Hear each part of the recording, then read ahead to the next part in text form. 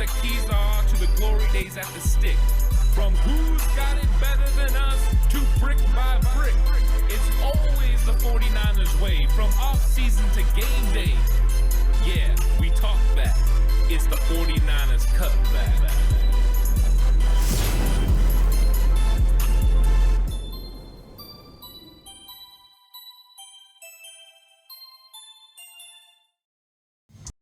It's 49ers Cutback Podcast time. Welcome to the show, everyone. I'm ready to talk about the 49ers burning questions here in bye week. Because let's be honest, 49ers fans have a lot of question marks about this 49ers roster, and they've been making them felt all throughout social media, all throughout my comment section, but all around Facebook and everywhere else. And the national media is playing into it. The Bay Area media is getting involved in these conversation points as well. So I wanted to give my perspective on some of the burning questions that the San Francisco 49ers are facing. Some of them I'm going to probably agree with. Some of them I'm not. Some of them I'm probably going to take some bold stances. So if you're looking for bold stances, I'm here for, because I've been reviewing the film from 49ers vs. Bengals. Of course, I break down every single play from the season over on Patreon. And if you don't know, I have a history as a coach. One of my favorite things to do was break down film, and I absolutely loved it. So I've been a coordinator on offense, been a coordinator on defense, position coach, head coach. I've been involved. And so I understand some of the things that people are saying, and that's why I really want to get into the questions, because the 49ers are going to have to answer these questions coming out of the bye week. They're going to have to make sure that they get it done on the field, and the Jacksonville Jaguars are going to be sitting there. They're in their bye week as well. So 49ers and Jaguars have no advantage as far as time off. 49ers were done no favors as far as the schedule pertains, but that's not anything you have to concern yourself with. You can't let that be in your mind. You just got to go out there and you have to produce at a high level on both sides of the football. With that being said, the 49ers are going to get some players back.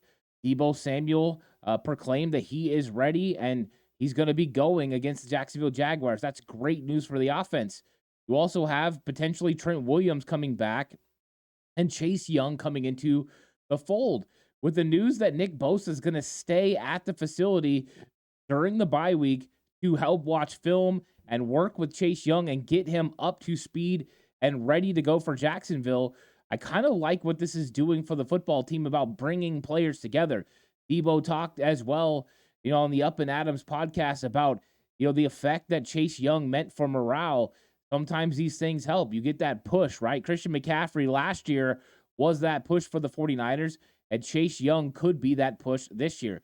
It's not a foregone conclusion that Chase Young's going to be the move that puts him over the top.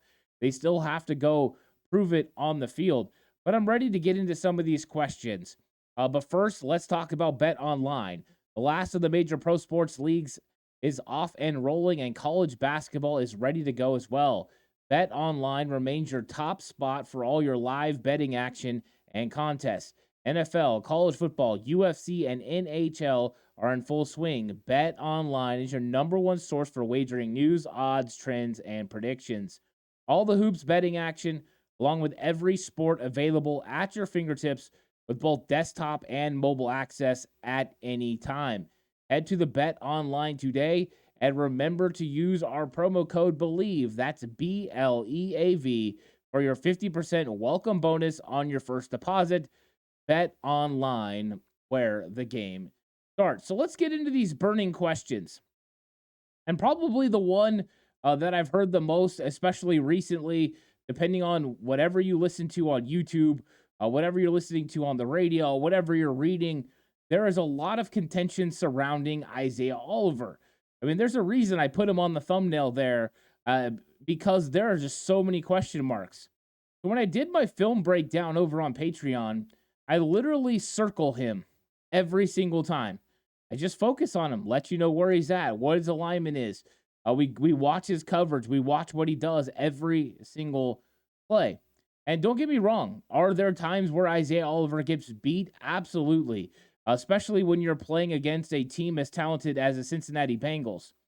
And he gave up 2 touchdowns in the game. The one against Jamar Chase is probably the one that considered the most egregious because he jumps on the potential screen pass out in the flat and Jamar Chase runs right by him to the back of the end zone for a touchdown. That was right after the Brock Purdy interception throw. Not the one in the goal line, but the next one after that. So it was a big pivotal play in the game. 49ers went from being down 7 to down 14 in a blink of an eye. But there's a lot of conversation about how many catches were on him, right? 8 of 8 as far as catches, and he's given up 20 of 20 of the throws gone his way. But I thought it was interesting that that kind of thing doesn't show up very big on film. I might be one of the only ones that believes this, but Isaiah Oliver is one of the best at helping in the run game in the entire league. The dude is fantastic. His run fits are great. His leverage and what he does as far as against the screens is fantastic. He's a great open field tackler. He does all that stuff correct. Now, if you go back and you look at Jimmy Ward when he came back from injury last year and the 49ers put him in the nickel, he gave up 24 straight completions, 24 of 24. You start to think, and I've said this on a couple of podcasts now, that nickel position for the 49ers is very difficult. If you watch the film, he has to play inside leverage to help with the run, which puts him at a disadvantage. Let me talk exactly about that Tyler Boyd touchdown in the first quarter, the very first touchdown in the game against Cincinnati. They run a bunch set. That's trip bunch, 3 guys. Well, they motion into it, Boyd being the furthest off the ball, which means you're not going to get any press, you're not going to get any help. Then what happens is Boyd waits for the other 2 players to vacate. So what happens is the outside receiver takes Charvarius Ward closer to the middle of the field, and Talanoa Hufanga goes with the other. And it leaves space right there for Isaiah Oliver, and way too much space to the sideline. Now, if you're Isaiah Oliver, you're flat-footed, you're playing right there. You either have to cover the pylon or be afraid he's going to break to the middle of the field because you're in man coverage. So Oliver does the best he can, stacking him up, and if you freeze frame the ball, it just goes over his hand. Nice, tight coverage. I don't know exactly what Isaiah Oliver's supposed to do on that play. Like I said, the one against Jamar Chase, he got smoked. He got dirty eyes. He jumped on it. It didn't work. But I think we're being hypercritical of some of the things maybe that Isaiah Oliver does, and we're not looking at the things he does really well. I mean, some of the catches that are on him, he's right there. There's one he almost has an interception on. It goes past his hands. A brilliant throw by Joe Burrow. And so I think it's a little bit over the top as far as criticism. Does he deserve some criticism? Yeah. Is he playing as well as he could in coverage? No. Is he playing as great as anybody as far as stopping the run, helping in run fits, and tackling on screens? Yeah. He's that standout. Some of the reverse plays to Jamar Chase, tackling him in the open field, were absolutely spectacular in this game. So do I think it's something the 49ers need to make sure they watch when it comes to Isaiah Oliver? Yeah. Do I think it's something that they're really worried about right now going against a team like Cincinnati Bengals that had the amount of talent and weapons that they had? No, I don't think so. I don't think they believe Isaiah Oliver is the reason that they're losing football games. And I think that, yeah, the 49ers could have easily brought in another cornerback during the trade deadline, and I'm not saying they wouldn't have made a move to move Demo inside, but I wonder if they can find anyone on their roster that plays the run and plays that screen game as good as Isaiah Oliver. I don't think they can. I mean, he's that good in that category. He is absolutely fantastic. So, is Isaiah Oliver awful, as people are saying? Does he need to be benched? Does he need to be cut today? No, I don't think so. Is there some things he needs to tighten up on in coverage? Yeah. Is there some mesh concepts and things when they're in man coverage that put him in a tough spot? Absolutely. But he's not the only one that was missing in coverage. He's not the only one that struggled when the quarterback had too much time to throw the football. There were other guys. So does Isaiah Oliver need to get better? Yes. As far as coverage. As far as everything else, he's spectacular. Literally, that word says it all. He's literally spectacular as far as run fits and tackling in open space. I mean, a lot of people would be very happy to have Isaiah Oliver in that category. Does he need to get a little bit better in coverage? Yeah. But I don't think it was that bad. I think the Jamar Chase one really kind of skewed everyone against Isaiah Oliver because he gave up 2 touchdowns. That first one, great throw. The second one, that's a mistake. So should the 49ers have traded for a cornerback? Well, I mean, I think you always look to upgrade your roster. So if there was an opportunity for the 49ers to go out there and get a cornerback without mortgaging their future, then yeah, they do it. But with Chase Young, for instance, at the defensive end, they waited for the right situation. They didn't try to go outbid Chicago for Montez Sweat and walk away, giving up a first-round pick for a player that could potentially walk away. And I think a lot of people really wanted the 49ers to get Jalen Johnson. But when you look at Jalen Johnson, he's a really good football player, and the completion percentage against him is not very high. He's a dynamic outside corner that you could have put there. The problem was he's turned down 2 contract extensions from the Chicago Bears that were 17 plus million. You can't afford to pay Jalen Johnson a brand new contract on the outside. You're already paying Charvarius Ward. And with the 49ers method, how they build their football team, that would have put them behind the 8 ball. So they weren't willing to spend like that. So they had to find another cheap option, another way that they could kind of manipulate, not giving up too much as far as draft capital and also not giving up that much as far as salary. They really want to roll over as close to $40 million as they can. So that way they have the money to pay other players in the offseason and try to keep this core group together as they continue to try to win a Super Bowl. So that has been one of their main methods. So giving a new contract to Jalen Johnson became unrealistic, and they had to move on from that. There has been some conversations that maybe they were interested in other cornerbacks, including Adoree Jackson from the New York Giants. Of course, John Lynch said there was nothing to that story about the Giants getting in the trade agreement a little late. That was all a complete spoof by this guy on Twitter, and he did a good job fooling a lot of people. I was very hesitant to believe it, and I'm glad I was. But, I mean, it looks like the 49ers probably checked in, wanted to see what was going on with some of the cornerbacks around the league, and it appears that there just wasn't anything available that was going to make the 49ers better, all the while not mortgaging their future with both draft picks and financially with the salary cap. So they decided that they weren't going to handle it that way. They did make a move where it made sense along the defensive line, paying a guy, $561,000, all the while only giving up a third-round compensatory pick that's going to be a pick 100 in the draft, which is the kind of move John Lynch likes to execute and likes to move with. So cornerback just wasn't in the cards. But I do believe if there would have been the right situation that presented itself, that, yes, John Lynch and Kyle Shanahan would look to upgrade at the cornerback position, but that didn't happen. So now they expect the guys that they have in-house to step up and make plays. And at some point, Samuel Womack is going to come back, and then we'll see how he fits into the mold. But we do know he probably won't play nickel corner. So if you're expecting Sam Womack when he comes back to take over for Isaiah Oliver, that's very unlikely. Even Jimmy Ward, when he went on with Richard Sherman, talked about the fact that they didn't like his physicality inside. I could have told you that. In fact, I have been saying that since last year. I knew that's why they moved to Deommodore Lenoir, because the hyena in the slot was a lot more physical than Sam Womack, and Womack was struggling in run fits through the first 2 games of the 2022 season. With that change, it brought a lot of better run defense, and they had Emmanuel Mosley outside. Now, once Mosley got hurt in week 4 of the 2022 season, Deommodore Lenoir had to slide outside as the next best corner on the 49ers team. Since then, they had to find another way. So once Jimmy Ward got back from his injury, he moved into nickel. And he struggled at first. The same way Isaiah Oliver's kind of having some struggles in coverage, giving up catches. And I think it is tough to play nickel corner for the 49ers, where you're expected to play it inside setup and then play out, be able to cover these guys on these deep fade routes from the slot. That's tough. Tough playing nickel anyways, where you have the spacing.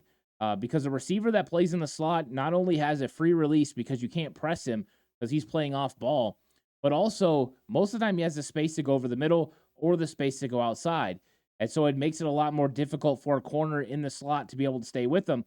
That's why a lot of corners were small guys, K1 Williams style, that were able to stay in front of them, switch direction very fast, and go ahead and stick with those guys. But with the maturation of offenses and with guys like Sean McVay going to 11 personnel, putting you in nickel, and then using a big receiver to take advantage of the nickel, same way the 49ers did with Juwan Jennings, then it made it a liability in the run game. So you see teams trying to go to a bigger corner and hoping that that corner can still change direction and stay with these slot receivers.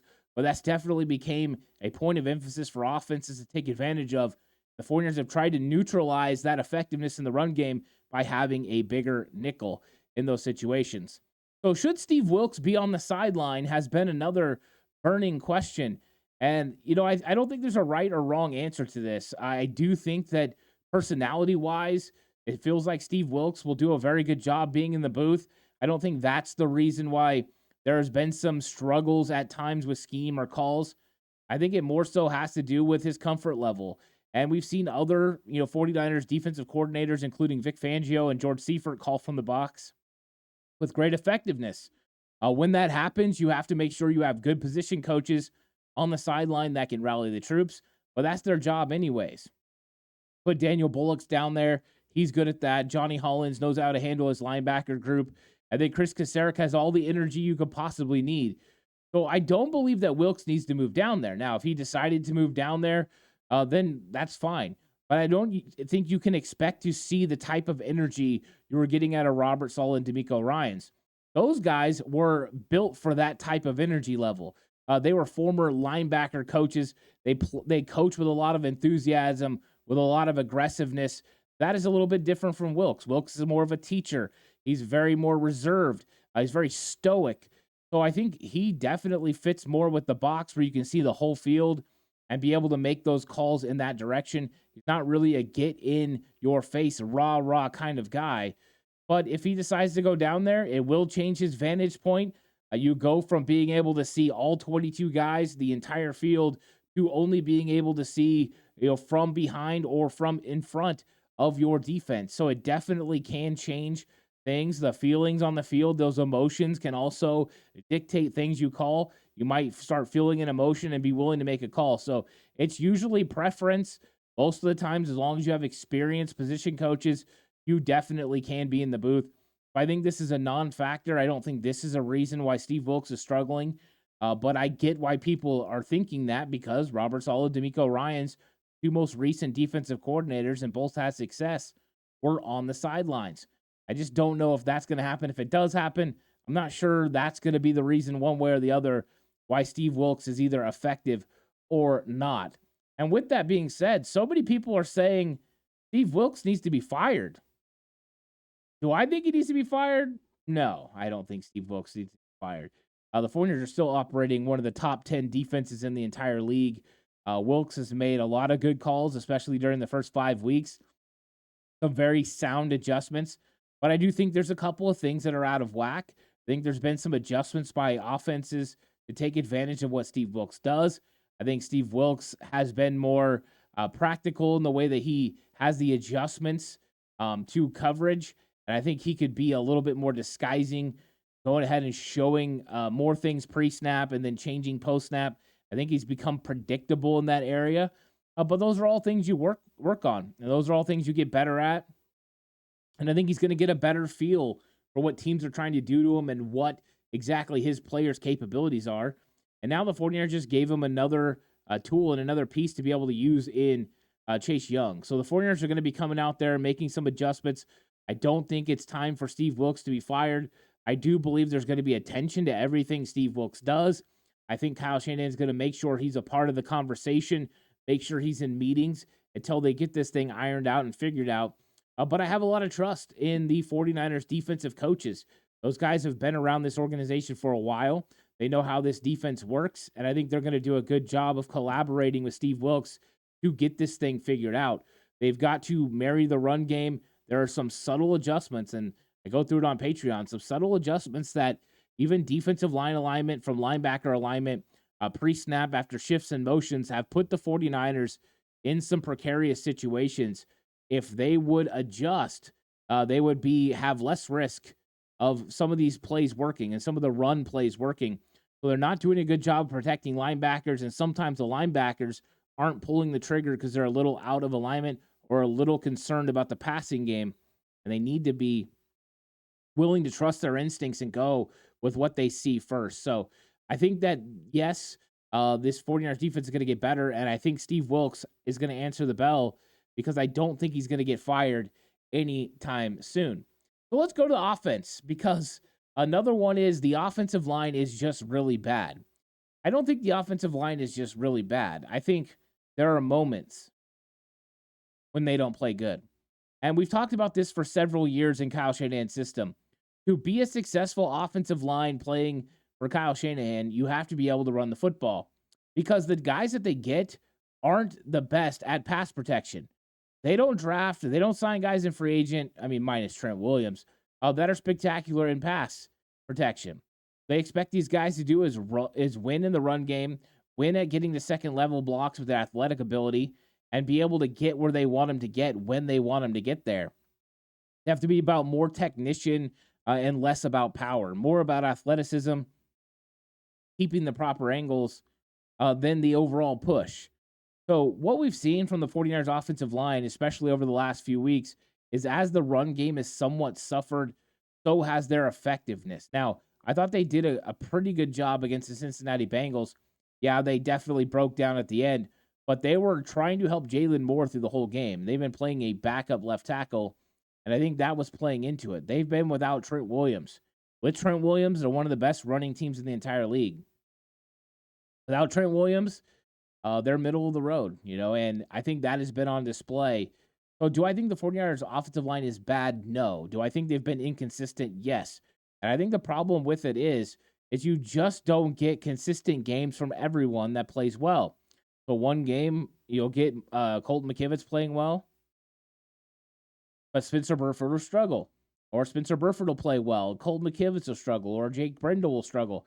And I think sometimes you just get certain plays that don't go your way, and those things stack up. I think as evident for Jake Brendel was the 3rd and 1 on the very first drive against the Cincinnati Bengals, and he gets absolutely studded up by DJ Reader in the hole and drove back into Kyle Juszczyk, and Juszczyk's not able to jump cut right or left. If he is, you don't get that initial push, he's going to get a first down on the play. So I think the offensive line has been inconsistent. I don't think they've been bad. But I do think not having Trent Williams definitely exposes them. Because when Trent Williams is out there, Chris Foerster and the 49ers offense can give more attention to everybody else. Williams can take one player out of the game. So, for instance, they would have been able to take out Trey Hendrickson in this game. Put Trent Williams on him, he can go ahead and take him out, and then they can help in other areas. Another thing that's been very evident, George Kittle and Juwan Jennings haven't been as good blocking on the edge and blocking on the second level. And then I started to notice why. Part of the problem is normally the offensive tackle, Trent Williams, gets more of a push that they don't have to give help. They can work right to the second level. Even against 3-4, a lot of times George Kittle will get a kick. They'll block down with Trent Williams, and then they'll bring Juszczyk to come kick even further and get extra movement. They haven't been able to do that because they haven't been able to count on that left tackle to get that initial push and then drive up to second level. So they've been trying to give help. So because they don't have Trent Williams, it's caused extra help. And now their run plays have went from being designed to get big plays and get touchdowns or explosive runs to probably trying to get 5 to 10 yards per carry. And so it's definitely changed the effectiveness of the offensive line. And of course, if you're not running the football consistently as an offensive line, that means you're going to be in some 3rd and longs. I don't care who you are. If you're in 3rd and long against the defenses in this league, you're not going to be able to hold up very well. And I think that's something that's come against the San Francisco 49ers. Their play action doesn't work as good, which means they can't move the pocket as well and take some of the pressure off. They have 3rd and long, so that means these offensive linemen have to block longer. So these are always the problems that befell the 49ers offensive line. They struggle in the run, it's going to make it difficult. They face 3rd and long, it's going to make it difficult. Play action's not working, they can't move the pocket, it's going to make it more difficult. So when the 49ers run the football effectively, it makes everything else better. And I think Trent Williams is going to be a big reason why. It's going to be interesting to see what John Feliciano does playing left guard while Aaron Banks is out with a turf toe injury. So that'll be interesting. And of course, Burford's just got to get a little bit better. So hopefully we can see some improvement from that right side of the offensive line. Spencer Burford, Colt McKivitz, hopefully they grow, and the second half of the season is better. But I think a lot of the pressure could be taken off with an effective run game and then being able to get into the play-action pass. Part of the reason, though, has been the 49ers haven't been able to run the football as much. And I've heard people talking about this, like, hey, the 49ers just aren't running it. Why? Well, defenses have come in and decided to take away the 49ers run game. And shouldn't be that easy, right? 8 guys in the box. That's what teams are doing. 5, 6 guys in the line of scrimmage, 8 guys in the box, and saying, hey, Brock Purdy, you're going to have to beat us. So you'll hear people say, hey, the 49ers are becoming one-dimensional. The 49ers are one-dimensional. You can't win that way. And you're right. But you also have to take advantage of what the defense gives you. If the defense is giving you a single high safety look, you have to be able to win. You have to be able to get the ball downfield. You have to loosen up that defense. Because if you start having effectiveness consistently throwing the football, the team will go out of the 8-man in the box. They'll go back to the 2-high safety, and then you can start running the football effectively again. Right? You could take one thing away. You can't usually take away both. But I think that has limited some of the 49ers' effectiveness is they haven't been as good against single high safety. You're going to reinsert Deebo Samuel. I mean, he's proclaimed he's healthy and ready to go. But with him coming back into the mix, now you can use Deebo Samuel to help as well. That takes pressure off Jawan Jennings and Ray McLeod. Now they're covered by 3 and 4 corners instead of the 1 or 2 guy. That brings a little bit of pressure off George Kittle because Deebo Samuel creates separation. Of course, if you go back and watch the video that I did yesterday, I talk a lot about Trent Williams and Deebo Samuel and their effect on the 49ers offense. And I think Deebo is going to have a huge effect on the playmakers and Brock Purdy's ability to attack. Part of the reason these defenses have been able to go 8 in the box and try to take away the 49ers run game and Christian McCaffrey is Deebo's not out there. We haven't got to see a defense try this with Deebo on the field. Deebo went off for big plays against New York, and he's a blitz killer, and he's an 8-man in the box killer. You want to bring 8 men in the box? That's great. Let me put Deebo out there. If I put Deebo out there with George Kittle, I split him out, and all of a sudden you've got to widen out your safety out there. Now he can't help in the run game. What's the difference? If he stays in too far, we see the 49ers do this with Isaiah Oliver, keep them inside. Well, guess what? Now I flip it out there to Deebo. You don't get there. Deebo's walking into the end zone with a touchdown. That's the effectiveness. He's going to put strain. He's going to make it more difficult for teams to muddy up the middle and put 8 men in the box. He will create space for guys to operate over the middle. He will create opportunities for big plays on the outside. That's kind of what Deebo does. Plus, the versatility that you have with him and Christian McCaffrey, where you can use them in the run game or the pass game, makes them a dynamic duo that makes it difficult for defenses to hone in on what you're doing. So I think that's a big reason why the run game hasn't worked, the 8-man boxes, and I think Deebo is going to do a big job helping with that because Brock Purdy can have effectiveness early in the passing game as these teams try to load up and go 8 men in the box. And if he's effective, they'll back off, and then that'll be when the run game gets going. Trent Williams will help with the effectiveness of running up front. They'll go back to hitting some of those explosive plays now that George Kittle and Jawan Jennings are able to not have to give so much effort to help Jalen Moore and Colton McKivitz as far as blocking, but now they have Trent Williams to count on, and they can count on getting those positive yards and third down conversions behind Trent Williams. That's going to be huge. So, yeah, it'll open the door. I think it's good enough for, an extra 14 points a game, which is plus 30 for the 49ers. So that's why they're not throwing or running the football as much. The opportunities aren't there. You don't have the spacing, which you can be presented by Deebo. You don't have the left side blocking with Trent Williams. You have to give more help. And then these 8-man boxes are just there. They're trying to take it away, and you have to be able to win down the field. And I think the 49ers are going to try to find a way to do that coming out of the bye. And we'll see. They're going to get their test from Jacksonville. Trent should be back. Deebo will be back. And we'll see if these things are answered. And what about these questions? Next question, burning question, is Brock bad? No. Brock Purdy is not bad. Brock Purdy makes some brilliant throws. He throws on time. He goes through his progressions. There's a lot of quarterbacks when we'd break them down, especially like Jimmy Garoppolo. You would find opportunities in the game. You're like, ooh, he missed that throw. Oh, he didn't miss that one. You don't find those very often with Brock. Usually he makes the right read. Were there a play or two in this game where you thought, oh, man, he should have threw this route. It was open, and it was his progression, and he should have hit it? Yeah, there was. But, there's not very many of those situations. Normally he just is very into what he's doing. He makes the right reads, and he gets the ball down the field. He does a spectacular job. So Brock Purdy's a good quarterback. Do I think Brock Purdy sometimes presses to try to make plays? Absolutely. He didn't give that handoff to Elijah Mitchell, and Elijah Mitchell would have walked in for a touchdown. He tried to make something happen and ended up being into a turnover. Those are learning situations for young Brock Purdy. Now Brock Purdy knows, hey, if I don't have it, I want to make a play, but if I got to be protective with the football. I could throw it away. I could go out of bounds, live to fight another day. It was 1st and goal. The most important thing is you give yourself an opportunity to make a touchdown. So I think it's a learning experience for Brock Purdy and nothing that we should really worry about. I know 5 interceptions in the last 2 weeks is not optimal, but he's going to have to continue to work on getting better. And I think that's actually through 3 weeks. So, yeah, he's going to have to improve, but these are learning experiences and experiences you expect from a young quarterback. Hopefully, he can turn these things around, not make the same mistakes, and the 49ers can get back on track. I know it will be a little bit easier with Debo. It'll be a lot easier with Trent. And if they establish a run game, it'll make it a lot easier for Brock Purdy along the way. So don't give up on Brock yet. He's still doing a good job. Yes, he's had some unforced turnovers that he should not have done, and he's got to learn from those experiences. He got to get better. But there are some great things as well, some timely throws, some tight window throws, some big-time plays to avoid pressure and make things happen down the field. Brock Purdy has been doing Brock Purdy things, and he's still the best option for the 49ers at quarterback. And so we'll see how it pans out. But no, Brock Purdy is not bad. How big of an impact will Chase Young make? Well, I think this is the one, right? That's the $1 million question. We don't know for sure. We do know he's going to have an impact. He should help the secondary because he should speed up the internal clock of the quarterback and make more one-on-one situations for Hargrave, Armstead, and Bosa. I know he does make it easier for the rotation now that you're going to have Randy Gregory and Cleveland Farrell as your backup defensive ends.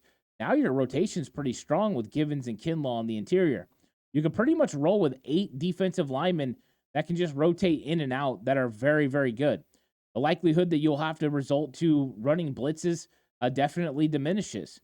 So you have opportunities now to drop 7 and go ahead and bring 4 and get after the quarterback. I think that should be huge. It'll also be big because one of your 4 rotation is not a liability in the run game. Greg Jackson had become a liability in the run game as setting the edge. Now, he did make a great play in this game where he took on a few guys and blew it up, and Isaiah Oliver was able to make a tackle in the backfield on Jamar Chase on a little bit of a counter play. But those plays are a little bit more fewer and far between than I would like. He also hasn't been able to bend the corner or put consistent pressure on the quarterback, which has been a troublesome area. So with that, your depth gets better. You'll get a better edge rusher to start the game, opposite of Bosa. He can get home every time. He's got 5 sacks on the season, but I think he's also going to equate himself very good in stopping the run. So I hope this helps fix some of the problems they were having as far as gap responsibilities in the run game with not just the defensive line, but linebackers as well. So I'm hoping that Chase Young does that. But Chase Young could absolutely help the 49ers get over the edge. Because now if they start getting the pressure that they want to get, that's going to make things easier on the back end. You make things easier on the back end. The 49ers secondary has proven to be very opportunistic this season. Coming away with 11 interceptions is definitely something they could continue to build on. And I think by speeding up the clock of the quarterback, it's going to get done. Now, they're going to be going against Trevor Lawrence. Trevor Lawrence is going to have the ability to move the pocket. He can definitely escape. He's got good enough legs. So the 49ers are going to have to be very, very smart about how they rush him. But ultimately, speed up his clock, get to him, force him to throw the football quickly, and then make sure you take these away. But what does Chase Young do for the 49ers defense? Changes it. Makes them better. It makes it easier for the defense to attack the front side of a pass concept and make you look the other way and get rid of the football to your receiver that you have for your check down. Go to your hot a little bit earlier. So I think Chase Young's going to make a big advantage. I think he's going to help overall mindset of this 49ers football team. I think they're going to be excited for him to get out there. And I think this is something that builds. Chase Young comes out, and all of a sudden, the 49ers defensive line gets 1 or 2 sacks right away. Next thing you know, it's going to get in the head of the Jaguars. It's going to get in the head of the 49ers. They're going to start feeling really good. If they have a big game against Jacksonville, rushing the passer and shut down that Jacksonville offense, that will build into the next week against Tampa Bay, and the next week, and the next week. And it could just snowball the same way that CMC did. So do I know for sure this is the answer that's going to get the 49ers over the top to win the Super Bowl? No. Do I think it's a big part of it? Yes. But I think with that, Trent and Debo coming back are going to be very important for the 49ers offense. So these are the 49ers burning questions here in the bye week. If you have more questions, leave them in the comment section. I'd love to get into those and address it. You don't agree with me on something? That's cool. Leave it in the comment section. I want to know what you guys have to say. Like and subscribe to the channel if you haven't already. Really appreciate you guys watching 49ers Cutback. course, if you're listening on an audio platform, 49ers Cutback on Believe. As always, you can head on over to my Patreon and watch the film breakdowns. They're coming out all week from this Bengals game, but every single game this year, you can go back to watch every single play. They're all available. And of course, that link is in the description section if you want to check out Patreon. There's also standalone shows over there as well that you can watch. The Ant Hill Show, the Ant Classic Show, those things are available. So go check out Patreon. But I really appreciate you guys joining. You guys really are the best. 49ers in the midst of a bye week, but they're going to be coming out ready to fire against the Jacksonville Jaguars. It's going to be a lot of fun. This episode of 49ers Cutback brought to you by Bet Online, where the game starts. You guys are the best. I'll catch you guys on the next one. Until then, stay safe. And remember, the right way is always the 49ers.